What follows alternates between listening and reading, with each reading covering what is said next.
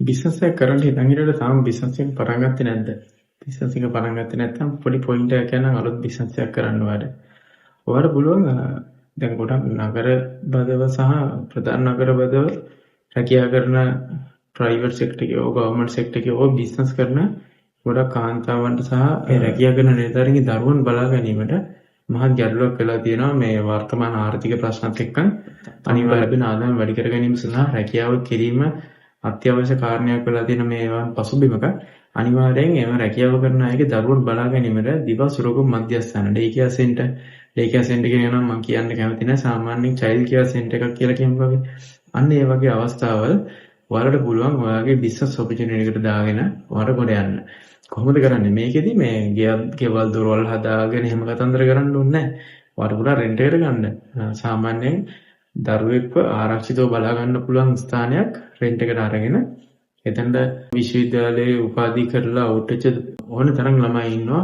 මානසික හොඳ හැඟීම් හොඳ ගති පැවතුම් හොඳ සද්භාවයෙන් ක්‍රියා කරන්න පුළුවන් පුංචි දරුවෙක්ට ආදරය කරුණාව දක්වන්න පුළුවන් ඕන තරම් තරුණ තරුණියන් ඉන්නවා දක්ෂ අය. අන්න එහෙම 4-5 දෙනෙක් එකතු කරගෙන ඔයාලට පුළුවන් මේ චයිල්ඩ් කෙයාර් සෙන්ටර් එකක් පටන් ගන්න. එතකොට මේකෙදි සාමාන්‍යයෙන් වා හිතන්න එක දරුවෙක්ගෙන් අපි කියමුකෝ හොඳ පැකේජ් එකක් දෙන්න ඕනේ. දරුවට ප්‍රණීත ආහාර වේලක් හොඳ සුපිරි 100% ආරක්ෂාව.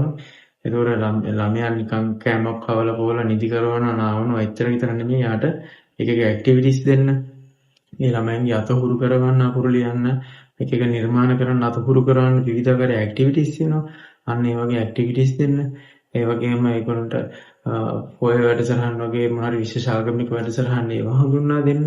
ඒ වගේ විවිධ ආකාරයේ සාමාන්‍ය දරුවෙක්ට ගෙදරදිත් ලබා ගන්න බැරි හැබැයි දරුවෙක්ට වටින අවස්ථාවල් ලබා දෙන්න පුළුවන් පැකේජ් එකක් නිර්මාණය කරලා සාමාන්‍ය එක ළමයෙක්ට එක පුංචි දරුවෙක්ට අපි රුපියල් 30000 කියලා කියමුකෝ ඇවරේජ් ප්‍රයිස් එක.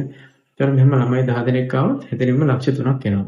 හරිද? ළමයි 10 දෙනෙක් නෙමෙයි සාමාන්‍යයෙන් ඔය නම හැදුනන් පස්සේ මෙතන ළමයි 30ක් 40ක් වුණත් එන්න පුළුවන්. හරිද? එතකොට ළමයි 30ක් ආවොත් ලක්ෂ 9ක් විතර එනවා මාසික ඉන්කම් එක.